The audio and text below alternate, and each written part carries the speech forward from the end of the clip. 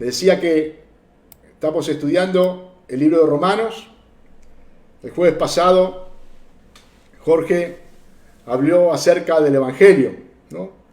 Compartió Romanos capítulo 1, versículos 16 y 17. Y en sí el Evangelio es el tema central de esta carta de Pablo, ¿no? De principio a fin se habla del Evangelio. Se habla de la justicia de Dios por medio de la fe. Y en estos versículos que vamos a compartir hoy, que va a ser del versículo 18 al versículo 32 del primer libro de Romanos, del primer capítulo, vamos a ver el diagnóstico que Dios hace, ¿no? Porque Pablo es el que escribe, pero creemos que toda la palabra es inspirada por Dios, así que es el diagnóstico que Dios hace del hombre, de la condición del hombre delante de él, ¿no? El jueves, nuestro hermano Jorge nos hablaba acerca del poder que tiene el Evangelio, nos explicaba lo que significa el Evangelio, que son buenas noticias. Me acuerdo la historia que Jorge cortó, que estaba en 2 de Samuel, capítulo 18, acerca de este mensajero llamado Aimás, que fue corriendo a darle un mensaje a David, ¿no? Pero este mensaje que él dio fue no del todo veraz, porque en parte sí fue verdadero, porque le dijo que aquellos que se habían levantado en contra de David y contra del rey habían sido muertos, habían sido derrotados. Pero cuando David le preguntó acerca de Absalón, acerca de su hijo, este mensajero Aimás le dijo que él no sabía, que había visto un alboroto, un revuelo, pero este hombre sabía que Absalón había muerto. Pero no se animó a contárselo a David. No le quiso dar esa mala noticia. ¿No? Vemos que Aimás no fue un buen mensajero, porque no dio el mensaje que tenía que dar. Hermanos, vemos que el Evangelio es una buena noticia, pero para que haya una buena noticia relevante para nuestras vidas, primero tiene que haber una mala noticia. Para que la noticia del Evangelio sea una noticia relevante, sea una noticia importante. Y muchas veces no queremos dar esa mala noticia. Nos pasa como hay más. No somos los mensajeros que Dios quiere que seamos. Que prediquemos el Evangelio, las buenas nuevas de salvación. Y yo pensaba en el diagnóstico que muchas veces tiene que dar un médico, ¿no? Usted imagínese, va a un médico y el médico, cuando le manda a hacer estudios y luego analizando esos estudios, revisándole, le va a dar un diagnóstico. Le va a decir qué es la enfermedad que padece. Nunca le va a dar el remedio sin decirle antes la enfermedad, sin decirle antes cuál es el problema que usted tiene. Y al contrario, usted no se iría del consultorio si el médico no le dice qué es lo que tiene. Si el médico le dice, mire, haga este tratamiento, tome aquello, haga aquello, pero nunca le dice qué es lo que tiene, usted no se va a ir conforme. Usted va a querer que el médico le diga cómo está su salud, qué está pasando. Y así es como en nuestra vida espiritual. Yo me acuerdo, mi esposa mira un programa en Discovery Channel, que alguno capaz que lo ve, que se llama Enigmas Médicos, que hay personas que sufren diferentes enfermedades y que están años muchas veces recorriendo distintos sanatorios, distintos lugares, consultando a distintos médicos. ¿Por qué? Por un diagnóstico. Porque sufren una enfermedad que nadie sabe cuál es. Y un médico le dice una cosa y le da un tratamiento, pero esa persona sigue igual o peor. Pasa un año, pasa 2 años, se repiten los episodios, va a otro médico, le da otro diagnóstico, no hay solución para su problema. ¿Y por qué no hay solución para su problema? Porque no le dan el diagnóstico correcto. Porque no le dan verdaderamente lo que está pasando en su cuerpo, en su salud. Hasta que no esté el diagnóstico correcto, no va a poder estar el tratamiento o la posible cura para esa enfermedad. Y lo mismo pasa en nuestra vida, hermano, en lo espiritual. Hasta que nosotros no tengamos el diagnóstico correcto y no lo creamos y no estemos conscientes de que eso es lo que está sucediendo en mi vida y no recibamos cuál es la solución para eso que nos está pasando, vamos a vivir enfermos, vamos a vivir agobiados a causa del pecado. Acá el apóstol Pablo nos habla de la verdadera condición del hombre, en qué posición el hombre está delante de Dios.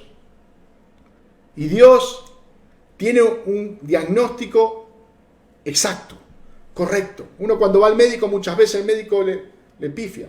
¿Nunca le ha pasado que ha ido al médico y el médico le ha dicho una cosa y resultó ser otra? O a veces consulta a otro médico y le dice totalmente distinto a lo que le dijo el médico anterior. Pero ¿sabe una cosa? Dios tiene el diagnóstico perfecto. Dios nunca se equivoca. Lo que Dios dice es veraz. Si Él dice que es negro, es negro. Si Él dice que es blanco, es blanco. Y Dios tiene el diagnóstico correcto de nuestro problema, llamado pecado. ¿Y qué trae este problema? La ira de Dios a nuestra vida. La condenación de parte de Dios. Tenemos un problema con la justicia de Dios. Y acá en estos versículos que vamos a leer, que vamos a compartir en esta tarde, el apóstol Pablo nos va a hablar acerca de nuestra condición, hermano. El versículo 18 vamos a comenzar leyendo. Dice, porque la ira de Dios se revela desde el cielo contra toda impiedad e injusticia de los hombres que detienen con injusticia la verdad. La ira de Dios se revela desde el cielo, dice. La ira de Dios justamente proviene de Dios y está sobre el pecador. Está sobre el pecador. Y sabe que muchas veces no nos gusta escuchar esto. Así como uno va al médico y muchas veces no le gusta escuchar que el médico le diga, tenés esto. Muchas veces no nos gusta escuchar que la ira de Dios está sobre el pecador todos los días. Pero este, hermano, es el diagnóstico correcto de nuestra condición. Y cuando nosotros realmente conocemos y entendemos cuál es el diagnóstico correcto, podemos buscar cuál es la solución para ese problema. Podemos ver en las Escrituras distintos acontecimientos que nos revelan acerca de la ira de Dios. Ahora en los versículos que siguen vamos a ver cómo Dios manifiesta su ira en este tiempo. Pero vamos a ver cómo a través de diferentes versículos o libros de la Biblia Dios manifestó su ira ante el pecado, ante la maldad del hombre. Génesis capítulo 6, versículo 5 dice, y vio Jehová que la maldad de los hombres era mucha en la tierra, y que todo designio de los pensamientos del corazón de ellos era de continuo solamente el mal. Y se arrepintió Jehová de haber hecho al hombre en la tierra, y le dolió en su corazón. Y dijo Jehová, raeré sobre la faz de la tierra a los hombres que he creado, desde el hombre hasta la bestia y hasta el reptil y las aves del cielo, pues me arrepiento de haberlos hecho. Vemos que Dios manifestó su ira. Dios vio que la maldad de los hombres era mucha, que el designio de los pensamientos del corazón de ellos era de continuo solamente ¿qué? El mal. No había otra cosa en los corazones de los hombres que no fuera maldad. Y Dios decidió raer a los hombres de la tierra, salvo a Noé y a su descendencia y a su familia. Pero vemos también que Dios fue un Dios de gracia, hermano. Un Dios de misericordia. Porque no es que Dios decidió esto y al otro día Dios los hizo volar a todos, no. 120 años estuvo Noé construyendo el arca, donde todos los que estaban alrededor veían que este hombre construía un arca donde nunca había llovido y anunciaba que se venía el diluvio. Dice la palabra que Noé fue un pregonero de justicia. Iba anunciando lo que iba a venir de parte de Dios a causa del pecado, a causa de la maldad del hombre. 120 años, hermano. No fueron unos días, unos meses. 120 años pregonando lo que se venía. Y el hombre no quiso escuchar. El hombre le dio la espalda a Dios. ¿Y sabe cuándo se dieron cuenta? Cuando la puerta del arca ya estaba cerrada. Cuando ya no había más tiempo. Ellos dijeron, ¿y ahora? Hermanos, estamos en el tiempo de la gracia. El tiempo donde el arca, donde la puerta del arca todavía está abierta. Y donde aquellos que reconocen su condición de pecador pueden acudir al Salvador Jesucristo. Vemos que la ira de Dios se siguió manifestando de diferentes maneras. Ya no fue con un diluvio, pero sí erradicó pueblos enteros como Sodoma y Gomorra a causa de la inmoralidad, a causa del pecado. Envió plagas a Egipto, al faraón, por la dureza de su corazón. Vemos cómo Dios revela su ira. Y Pablo dice acá en Romanos que la ira se revela desde el cielo porque justamente proviene de Él. Él es un Dios santo, hermano. Él es un Dios justo, que nada tiene que ver con el pecado. Y Él descarga su ira contra los que practican la impiedad y la injusticia. El término que acá en este versículo dice como impiedad tiene que ver con la irreverencia de los hombres hacia Dios. Y en el versículo del versículo 21 al 23 vamos a ver cómo Pablo describe las características de esta impiedad. Y el término injusticia tiene que ver con la inmoralidad del hombre, con los actos inmorales, pecaminosos que el hombre comete, que Pablo los va a describir del versículo 24 al versículo 32 que vamos a ver en esta tarde. Pero ambas, impiedad e injusticia, van juntas, están unidas, tienen que ver con el pecado, representan la rebelión del hombre contra Dios. Y dice este versículo 18 que hemos leído que la impiedad y la injusticia detienen, dice, los hombres que detienen con la injusticia la verdad. Actuando de esta manera, detienen la verdad. Su rebeldía es continua. Como dice Génesis, solamente en esos corazones está el mar. Salmos capítulo 14, versículo 1 dice, el necio en su corazón, no hay Dios. Se han corrompido, hacen obras abominables, no hay quien haga el bien. ¿No? En eso ve la corrupción, ve las obras abominables, ve que no hay nadie que haga el bien. ¿Y cuál es la conclusión del necio? No hay Dios. Él saca su propia conclusión. No, acá, por todo esto que sucede, no hay Dios. ¿Y usted nunca escuchó esa frase? Cuando le habló de Dios a alguno, cuando le predicó a alguno, diciéndole, no, yo no creo en Dios. Dios para mí no existe. Porque si Dios existiera, no habría hambre en el mundo. Si Dios existiera, no habría guerras. Si Dios existiera, no había catástrofes. Y Dios a estas personas las llama necias. Necias. Porque creen que todo esto sucede porque Dios no existe, hermano. El necio trata de convencerse que Dios no es realidad, hermano. Pero esto sucede cuando el hombre le da la espalda a Dios, rechazando la verdad y viviendo la mentira. El hombre que rechaza a Dios rechaza la verdad y vive en la mentira. Vive en tinieblas y permanece en condenación.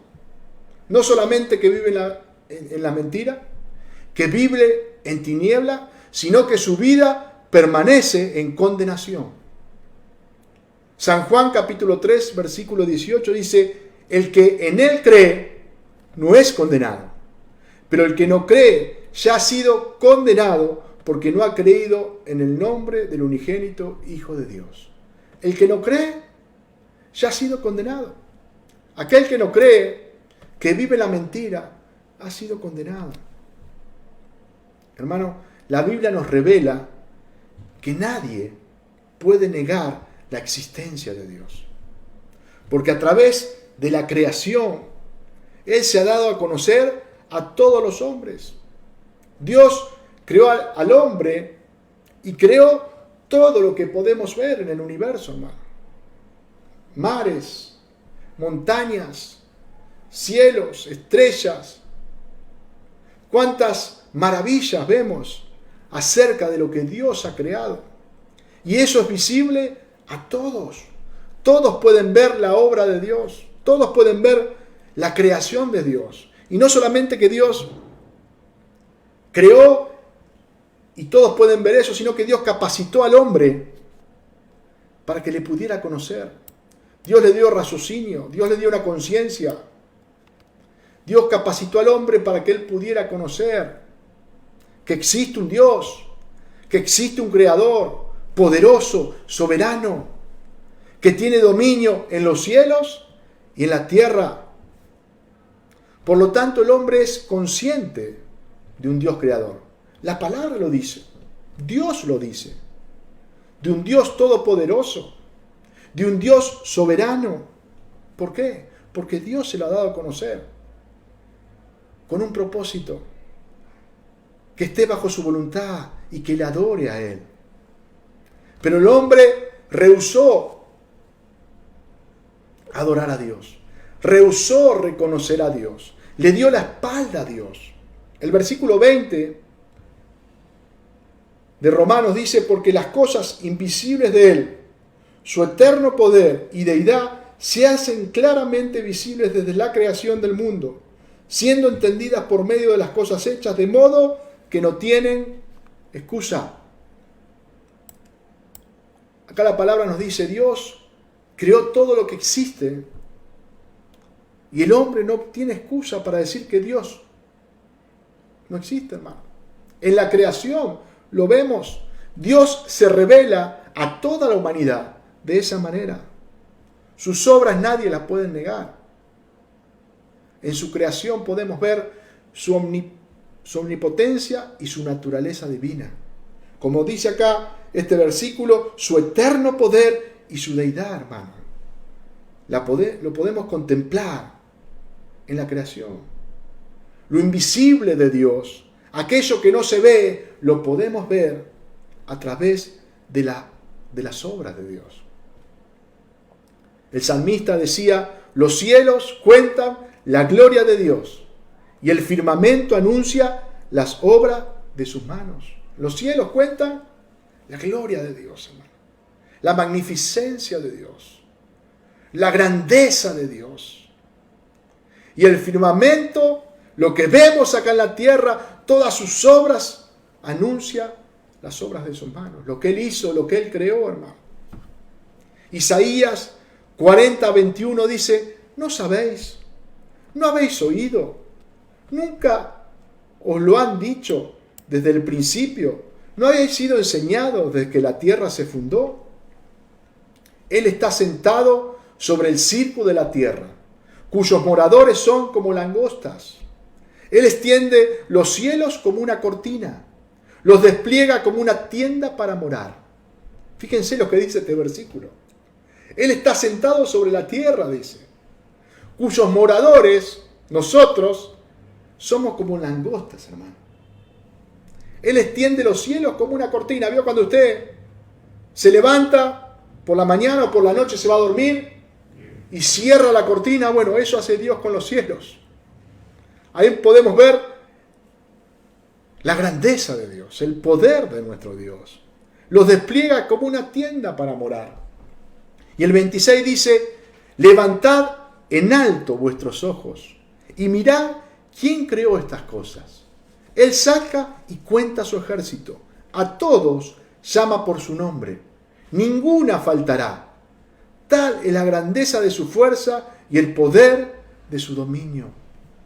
Hermanos, no solamente que Dios es el creador del universo, es el creador de todas las cosas, sino que Dios es el sustentador.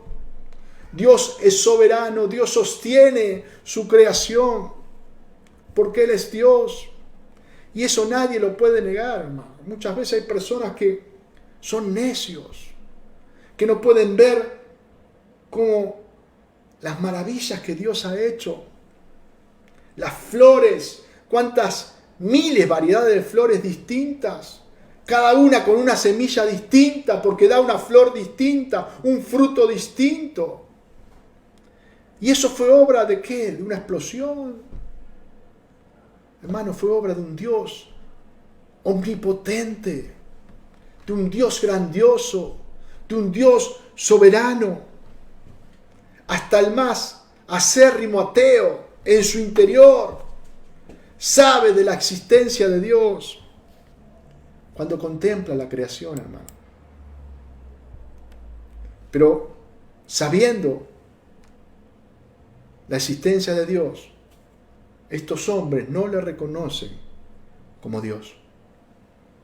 El versículo 21 de Romanos dice, pues habiendo conocido a Dios, no le glorificaron como a Dios, ni le dieron gracias, sino que se envanecieron en sus razonamientos y su necio corazón fue entenebrecido. Estos hombres, conociendo, viendo la gloria de Dios, no glorificaron a Dios, hermano. En su vanidad, en su arrogancia, despreciaron a Dios. No fueron agradecidos. No quisieron darle a Dios el lugar que a Dios le corresponde. Hay algunos que quieren ponerse al nivel de la estatura de Dios, creyéndose omnipotentes, sintiéndose muchas veces que tienen poder o que son eternos. Hay hombres que viven como si fueran eternos, que hacen o deshacen, como si pudieran manejar todas las cosas. Y Dios dice que somos como langostas delante de Él. Hay otros que degradan a Dios a un nivel inferior, hasta más bajo que el hombre, dándole mucho más valor a lo que ellos pueden hacer, a su capacidad y a su fuerza, que al mismo Dios. Me acuerdo hace mucho tiempo me tocó hablar con un hombre y este hombre me decía que no creía en Dios. Mi Dios es esto, y se agarraba su mano derecha. Mi Dios es esto, y se agarraba su mano izquierda. Él era su propio Dios, su fuerza. Necio. No se daba cuenta que Dios le había creado, que Dios había soplado y le había dado vida. No se daba cuenta que Dios le hacía levantarse cada mañana, que Dios hacía salir el sol para que él pudiera disfrutar. Mi Dios es esto, mi Dios es esto. Muchos rebajan a Dios a un simple humano o más bajo que eso. No solamente que no lo honran, ni le reconocen, ni le agradecen, sino que continuamente le dan la espalda. A causa de esto, su necio corazón fue entenebrecido. Su corazón está completamente en tinieblas, hermano, en oscuridad. Todo lo que piensa, todo lo que dicen, todo lo que hacen está corrompido. Y como resultado de esto, Pablo nos dice en el versículo 22, profesando ser sabios, se hicieron necios y cambiaron la gloria del Dios incorruptible en semejanza de imagen de hombre corruptible, de aves, de cuadrúpedos, de reptiles. Hermanos, estos hombres se creen sabios, pero al hablar, al obrar, muestran su necedad, muestran su verdadera condición. Dice, profesando ser sabios, creyendo que eran personas que podían hacer por su capacidad, por su inteligencia, deshonrando a Dios, dándole la espalda a Dios, se hicieron necios. Primera de Reyes, capítulo 20 y 23 dice, y los siervos del rey de Siria le dijeron, sus dioses son dioses de los montes, por eso nos han vencido, mas si pelearemos con ellos en la llanura, se verá si no los vencemos. Y el 28 dice, vino entonces el varón de Dios al rey de Israel y le habló diciendo, así dijo Jehová, por cuanto los sirios han dicho, Jehová es Dios de los montes y no Dios de los valles, yo entregaré toda esta gran multitud en tu mano, para que conozcáis que yo soy Jehová. Hermanos, estos hombres se creían sabios, sacaron sus propias deducciones, habían peleado en batallas anteriores con el pueblo de Israel en la montaña y habían perdido y dijeron, bueno, los dioses que tienen el pueblo de Israel son dioses de montaña, vamos a hacer una cosa, vamos a pelear en el llano, porque entonces los vamos a vencer, porque tienen dioses chiquititos que a vista solamente gobiernan en la montaña. En su sabiduría, en su necedad, creyeron que estaban haciendo lo correcto y no se daban cuenta que estaban peleando contra Dios, hermano. El necio no se da cuenta que pelea contra Dios y se cree sabio, se cree inteligente, se cree que toma buenas decisiones y lo único que está haciendo es destruyendo su vida. Dios dijo, así que se creen que solamente soy un Dios de la montaña. Yo les voy a mostrar que ellos van a ver que yo soy un Dios soberano, que gobierno los cielos y la tierra. ¿Y sabe lo que pasó? Dios permitió que esa batalla sucediera en el llano, como los sirios querían, y sufrieron las consecuencias de parte de Dios, hermano. Solamente en un día, murieron 100.000 sirios a mano del pueblo de Israel. ¿Y esto por qué? Porque subestimaron la grandeza de Dios. Subestimaron el poder de Dios. Se creyeron sabios y eran necios, hermano. ¿Cuántas personas se creen que actúan sabiamente y su corazón está lleno de tinieblas? Su corazón, como dice el libro de Romanos, está entenebrecido. Luego de rechazar la revelación de Dios, el hombre se entregó a la idolatría y a la corrupción tanto espiritual como moral. Isaías 46:6 dice, sacan oro de la bolsa y pesan plata con balanza, alquilan un platero para ser un dios de ellos, se postran y adoran, se lo echan sobre los hombros, lo llevan y lo colocan en su lugar, y allí se está y no se mueve de su sitio, le gritan y tampoco responde, ni le libra de la tribulación. ¿Cuántas veces el pueblo de Israel, el pueblo de Dios, se hizo dioses de materiales, hechos por hombres, y adoraban esos dioses? Hermano, el hombre en su necedad cambia el poder y la santidad de Dios por la adoración a ídolos creados por ellos mismos, que no tienen vida, que no pueden hacer nada. Aarón, ¿se acuerdan de Aarón? En el pie del monte Sinaí, mientras Moisés estaba arriba en el monte, delante de la presencia de Dios. El pueblo estaba abajo con Aarón y estaba inquieto el pueblo. Estaba ansioso porque Moisés no descendía, no bajaba del monte. Y comenzaron a hostigar a Aarón.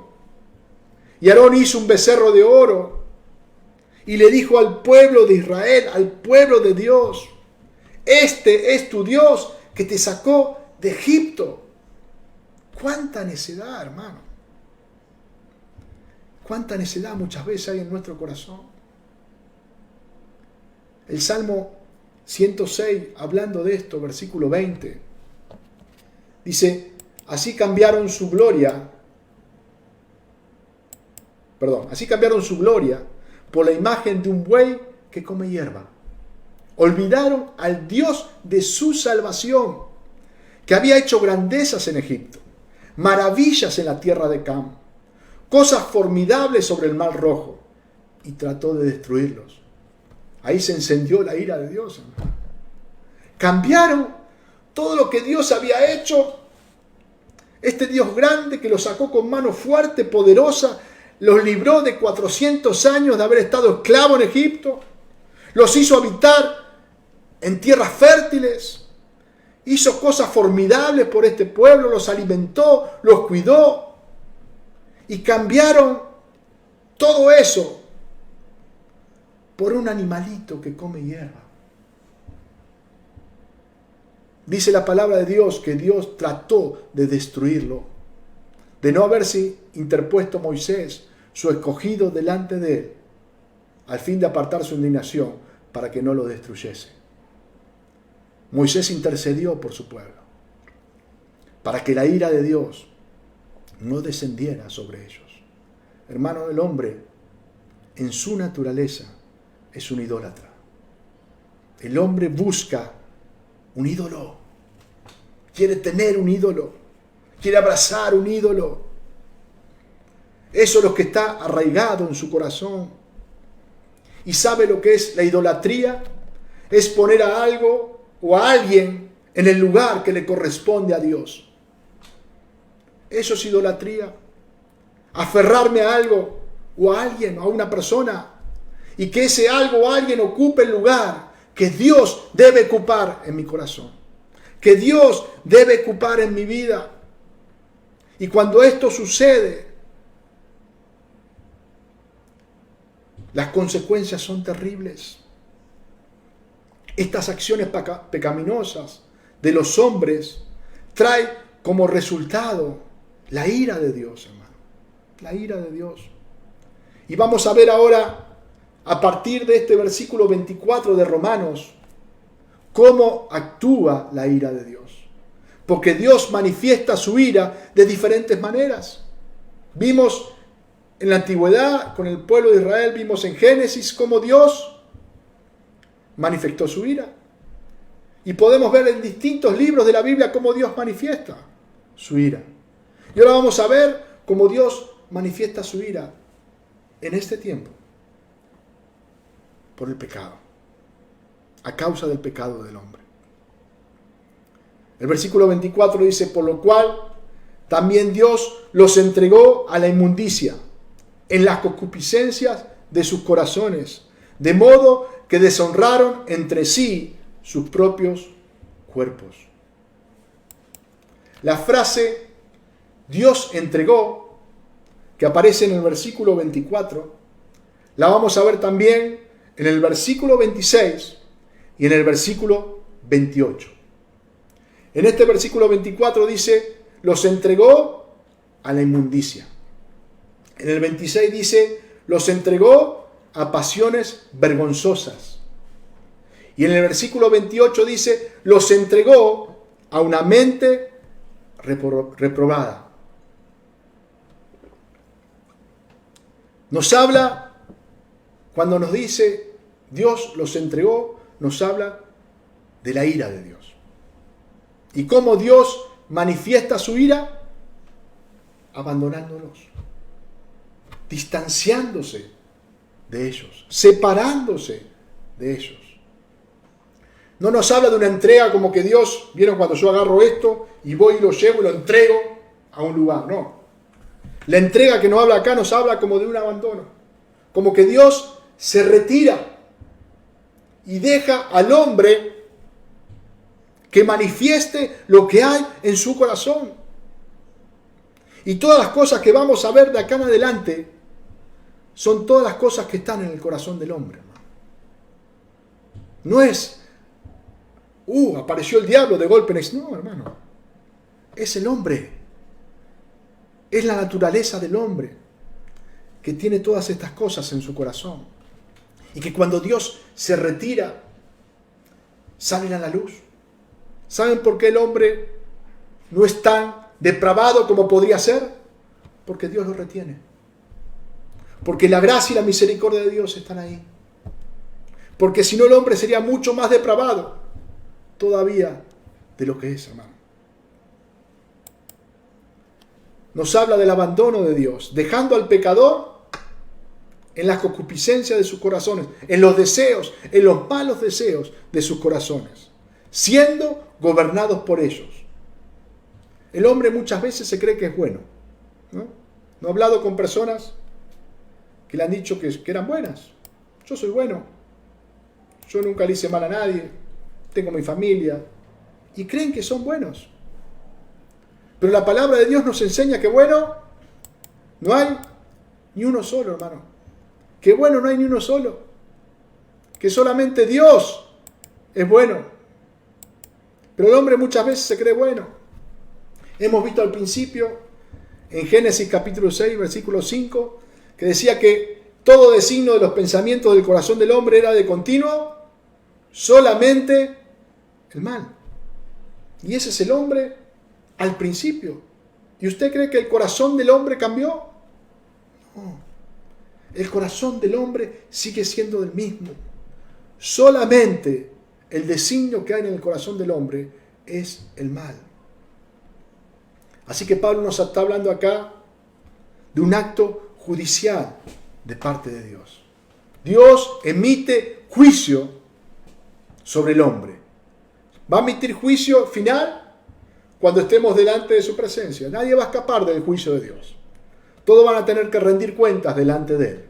Pero hoy Dios emite su juicio, declara su ira, muestra su ira, retirándose, abandonando el hombre y dejándolo a sus propios deseos, a la pecaminosidad de su corazón. Y estos hombres, como decíamos antes, son idólatras. En lugar de adorar a Dios, adoran imágenes, adoran animales, adoran a otros hombres. En lugar de adorar al Creador, adoran la creación. Y lo podemos ver en infinidad de casos. El versículo 25 nos habla de esto, que Dios se reveló a sí mismo a los hombres a través de la creación. Y estos, en lugar de adorar al Creador, al Rey soberano, creador de todas las cosas, comenzaron a adorar a la creación. Dieron culto a las cosas creadas. Cambiaron la verdad de Dios por la mentira.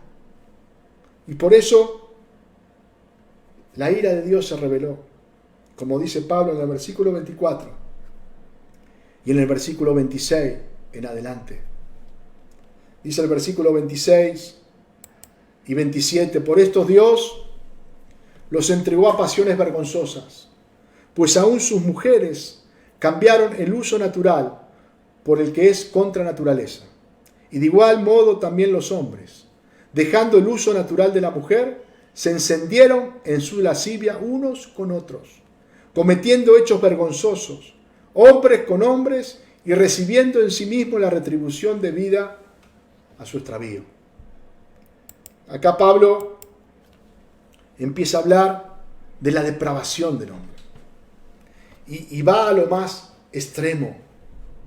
Pablo expone la homosexualidad como una clara demostración de la degradación, de la perversión del hombre y de la mujer. Dice, cambiando el uso natural de lo que Dios había determinado.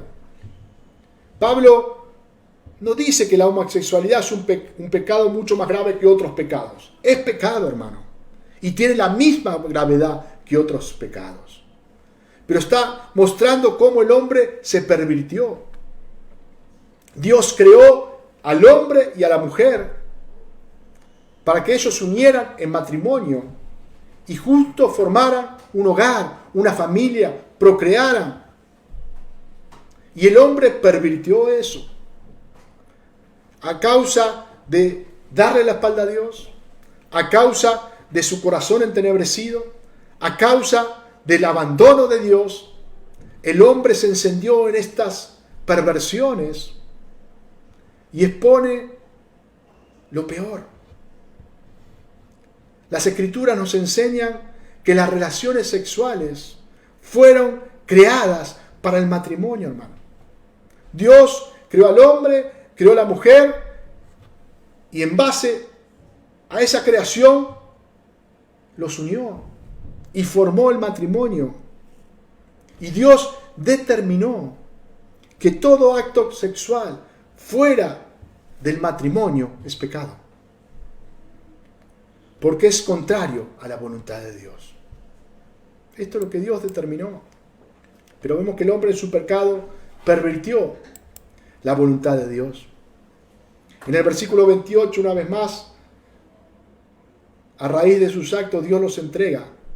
Dice ahora una mente reprobada, para hacer lo que no conviene. Y vamos a ver una larga lista, del 29 al 31. Pablo enumera una lista de pecados diversos que salen del corazón lleno de tinieblas, del corazón necio, apartado de Dios. Dice el versículo 29, estando atestados de toda injusticia, fornicación, perversidad, avaricia, maldad, llenos de envidia, homicidios, contienda, engaños y malignidades, murmuradores, detractores, aborrecedores de Dios, injuriosos, soberbios, altivos, inventores de males, desobedientes a los padres, necios, desleales, sin afecto natural, implacables, sin misericordia. Hermanos, vemos que todo eso está en el corazón de Dios, del hombre. Y todo eso, cuando Dios se retira, cuando la ira de Dios viene, eso sale a la luz. Y vemos toda clase de pecado que hoy podemos contemplar en este mundo, hermano. Sin afecto natural. Personas que no tienen amor ni por su propia familia.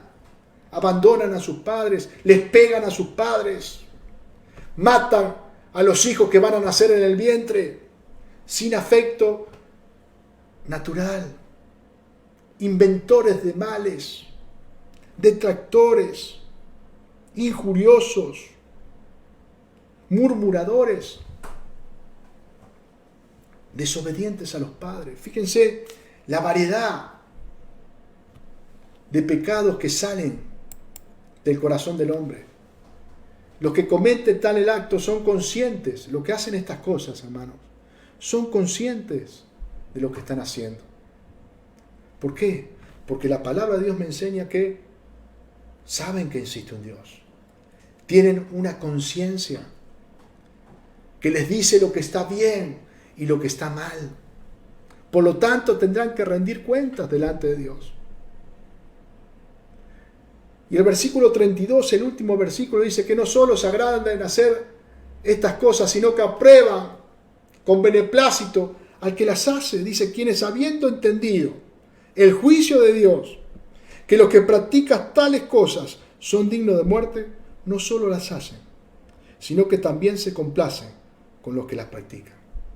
Hermano, aquellos que están tan cegados por el pecado, su corazón está tan entenebrecido, en tal oscuridad, que no solamente se revuelcan en el pecado, sin importarle lo que Dios dice, conocen, saben que un día el juicio de Dios va a caer sobre sus vidas.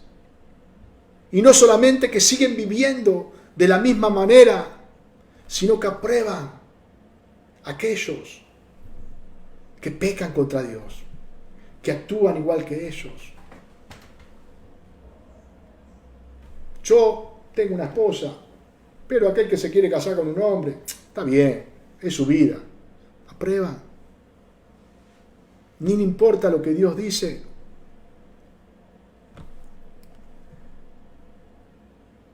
Hermanos, el libro de Romanos, por eso Dios, que es un Dios justo, manifiesta la ira, su ira santa contra los pecadores, hermanos. ¿Por qué? Porque Dios es un Dios justo.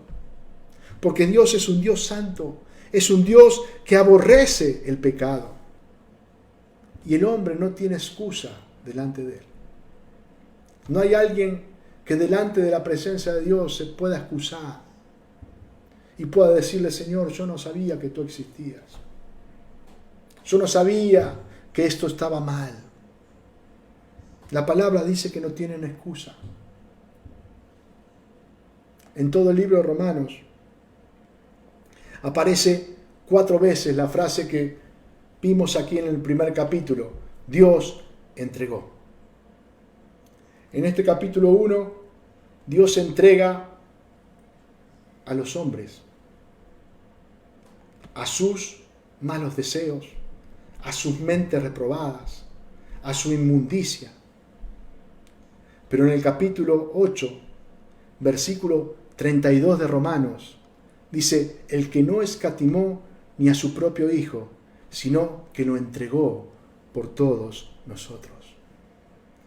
Acá nos dice que Dios entregó a su Hijo. ¿Por quién? Por los pecadores, hermanos. Esta es la buena noticia del Evangelio. Que Jesucristo, siendo el único santo, el único sin pecado, murió en la cruz del Calvario, ocupando nuestro lugar, llevándose todos nuestros pecados, hermanos. Esta lista que está acá y muchos más, los cargó Jesús en la cruz: la homosexualidad, las perversiones, las murmuraciones, los homicidios, todos los pecados, Jesús las cargó en la cruz, hermano. Por eso el Padre lo abandonó. Por eso Él sintió ese desarraigo. Siendo un Dios santo, cargó toda nuestra perversión, cargó todos nuestros pecados. Y Dios le entregó. Dios no escatimó a su Hijo, sino que lo entregó en esa cruz para que su justicia fuera en nuestro lugar. Nuestra justicia es inmunda, hermano. Es como trapo sucio. Nada podemos presentar delante de Dios. Pero Dios nos ha dado a su Hijo santo, puro, sin pecado. Y esa es la buena noticia del Evangelio. Que siendo enemigos de Dios, siendo pecadores, estando condenados, mereciendo la ira de Dios sobre nuestra vida, Dios tuvo misericordia de nosotros y entregó a su Hijo. Segunda de Corintios 5:21 dice: al que no conoció pecado, por nosotros lo hizo pecado, para que nosotros fuésemos hechos justicia delante de Él. Hermanos, Dios se hizo maldito en esa cruz. Dios no pecó en toda su vida, no conoció pecado, no sabía lo que era el pecado. Y en esa cruz del Calvario Él cargó todos nuestros pecados. Cualquier pecado que en esta noche a usted se le puede venir a su mente, Jesús los cargó en esa cruz. ¿Para qué? Para que nosotros hoy seamos justicia de Dios en Él. Para que hoy Dios, a través de Cristo, nos pueda ver como justos. Nos pueda ver aptos para estar delante de su presencia. para estar en su reino, para ser aceptos como su hijo. Esto es el Evangelio, hermano. Si eso no es gracia, ¿dónde está la gracia? Jesús dice en San Juan: todo aquel que el Padre me da, vendrá a mí. Y al que a mí viene, no le echo fuera. Al que a mí viene, no le echo fuera. Si en esta tarde Dios habló a tu corazón, si en esta tarde te sentís como un hombre necio que vivió dándole la espalda a Dios, viviendo en sus pecados, en su propia sabiduría, en su necedad, a su manera, pero hoy reconoce su condición y se acerca a Él en arrepentimiento, fe. Y fe, dice la palabra de Dios, que Él no le echa fuera, sino que Él está dispuesto a perdonarte. Él está dispuesto a limpiarte y hacerte a través de Cristo una nueva criatura. Hermanos, esto es el Evangelio. Esto es reconocer lo que nosotros somos y lo que Dios es. Qué importante que no seamos como hay más, como el mensajero el que compartía Jorge el jueves pasado, que dio el mensaje a su manera, que dijo media verdad, pero no se animó a confrontar, no se animó a decirle a David que Absalón había muerto. Hermanos, digamos la verdad de Dios. Seamos mensajeros veraces, que cuentan qué significa el Evangelio, qué significa el reino de Dios y su justicia, que predican y viven en la verdad. Yo le ponía el ejemplo del médico. ¿A usted le gustaría ir a un médico porque se siente mal y que el médico le diga, bueno, está bien, no, tómate esta aspirina, no pasa nada? Y usted cada vez se siente peor y el médico nunca le dice la realidad de su enfermedad. Quiere que le diga una cosa, usted se va a terminar muriendo, porque el médico nunca le dijo la verdad, porque nunca lo diagnosticó correctamente. Bueno, Dios en su palabra, por medio de su Evangelio, nos muestra, nos revela nuestra condición. Que somos pecadores cochinos, que hemos vivido lejos de Él, a nuestra manera, sin importarnos lo que Dios decía. Que merecemos la condenación eterna, la ira de Dios sobre nuestra vida, pero por su gracia, solamente por su gracia, Él nos llamó, nos escogió, nos limpió, nos justificó y nos dio vida cuando estábamos muertos. Dios les bendiga en esta tarde.